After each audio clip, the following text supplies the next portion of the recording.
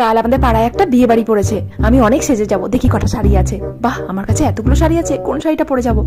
এই শাড়িটা 10 বছর আগে আমি আমার বিয়েতে উপহার পেয়েছিলাম। কাল যার বিয়েতে যাব, 10 বছর আগে তার বাবা মা ব্যবহার শিখেতে এইটা পরেই গেছিলাম। 10 বছর পুরনো শাড়ি পরে গেলে আমাকে 10 বছর পর্যন্ত বয়স কম লাগবে। এই হারটা আমার শাশুড়ি দিয়েছিল, এটাই পরে নেবো, আর মুখে একটু বোরো প্লাস আর পাউডার মেখে নেবো, আমাকেই সুন্দর লাগবে।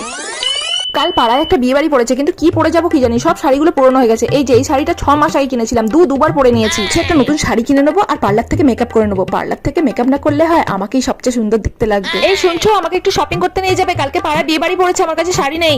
পাড়ার বিয়ে বাড়িতে যাবে, তার জন্য নতুন শাড়ি গয়না চাই, যা আছে তাই পরে যাবে। আর পার্লারে যাবো, সেই জন্য 5,000 টাকা দেবে, আমি মেকআপ করে আসবো, ঠিক আছে?